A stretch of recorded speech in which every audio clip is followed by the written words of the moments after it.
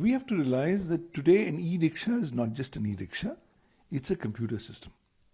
And therefore, if it's operating in the digital format, it's got some memory functions, it's always possible that that e-rickshaw can be potentially hacked. The systems can be hacked by legitimate apps, but which are misused in the wrong direction. And that's what this new misuse of this Chinese app is being reported, where youngsters and other people are easily going ahead and hacking into the computer system of the e-rickshaw, making it stop its functions and going ahead and incapacitating the performance of the said rickshaw.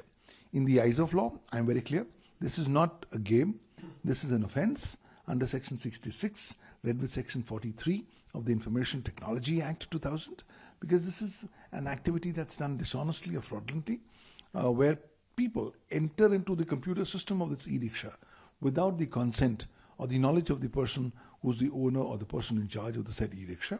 And that becomes the offence of a computer-related offence under Section 66 of the IT Act, punishable with 3 years imprisonment and 5 lakh rupees fine. Somehow, perception of people needs to change. People feel, oh, it's an e-rickshaw. That's not a computer, so I can play with the e-rickshaw. What you're not realizing is that e-rickshaw, in the eyes of law, still constitutes a computer system and computer resource.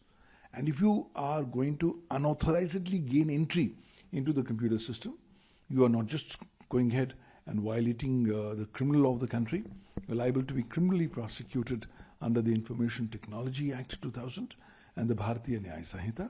In addition, you can also potentially be facing liability to pay civil damages by way of compensation under Section 43 of the Information Technology Act. So I think this should not be seen as a mere gain, a mere source of entertainment.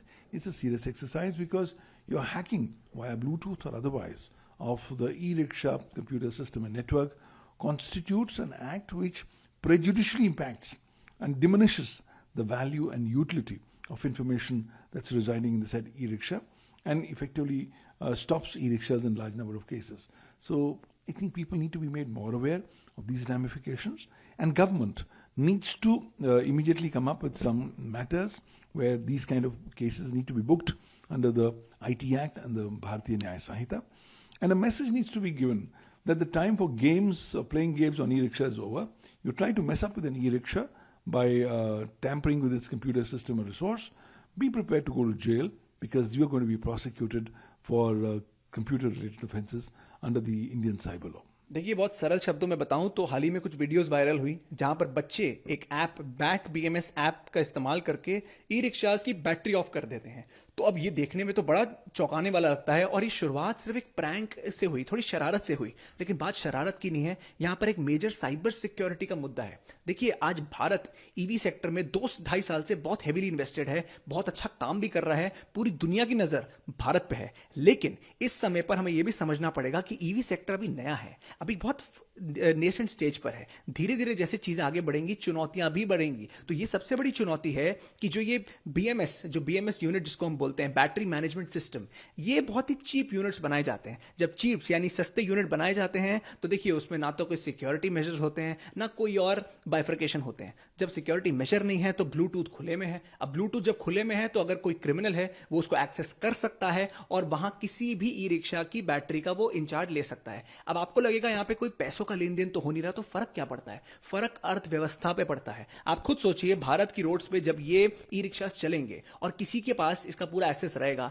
एकदम से battery of कर दी जाए, बंदा गाड़ी में चल रहा है, एक्सीडेंट्स कॉज हो सकते हैं, कियोस्क कॉज हो सकता है। तो बात सिर्फ यहां फाइनेंशियल कॉज की नहीं है, बात है कि बहुत ही मेजर साइबर सिक्योरिटी मुद्दा भी सामने आया है और मुझे लगता है बहुत अच्छा है कि शुरुआत के स्टेज में ये चीजें सामने आ रही हैं। तो अगर भारत सरकार कोई बहुत इंपॉर्टेंट गाइडलाइंस ईवी सेक्टर में साइबर सिक्योरिटी के रिलेशन में लाएंगी तो मुझे लगता है इससे बेहतर समय नहीं है। ये ब्लूटूथ वाली बात जो आपने जिक्र किया, क्या इसको सिक्योर करने का भी कोई तरीका हो सकता है? एज ए साइबर एक्सपर्ट भी हम आपसे ये चीज़ समझना चाहेंगे। और आपने हालांकि कहा कि ये एक्सीडेंट कॉज इससे संभावित है ही है, वो दिखाई भी दे रहा है, तो क्या कोई सॉल्यूशन ओवरऑल हम देख सकते हैं? देखिए, एक बहुत ही सिंपल सोल्यूशन है। किसी भी सेक्टर में जब तक कानून, गाइडलाइंस या कोई स्टैंडर्ड सेट नहीं किए जाते, तब तक आप किसी प्लेयर, चाहे वो ओईएम हो, डेवलपर हो, कंपनी हो, आप उस पर उंगली नहीं उठा सकते हैं। तो मेरा ये मानना है प्रॉपर गाइडलाइंस लाई जाए कि जो भी कंपनी ईवी सेक्टर में काम कर रही है वो क्वालिटी से कॉम्प्रोमाइज नहीं कर सकती, क्योंकि देखिए सारा मुद्दा क्वालिटी का है। यहां आप सस्ते के चक्कर में आप साइबर सिक्योरिटी पे आप ना तो इन्वेस्ट कर रहे हैं, ना आपको फर्क पड़ता है। तो कोई भी बंदा, आज तो छोटे बच्चे ये प्रैंक कर रहे हैं, कल को कोई साइबर क्रिमिनल ही इसमें हाथ डाल लेगा। तो बात वही बनती है, जब आप एक ईवी सेक्टर जो इतना इंपॉर्टेंट सेक्टर है उसमें इंपॉर्टेंट गाइडलाइंस आएंगी, तो मुझे लगता है ना कोई स्कोप होगा बचने बचाने का, और ना कोई कल को बंदा भाग सकता है इस चीज से। हर एक कंपनी के ऊपर उतनी ही जिम्मेदारी रहेगी कि आप ईवी सेक्टर में हैं, आप क्वालिटी से कॉम्प्रोमाइज नहीं कर सकते। Then like, share and subscribe to Mirror Now.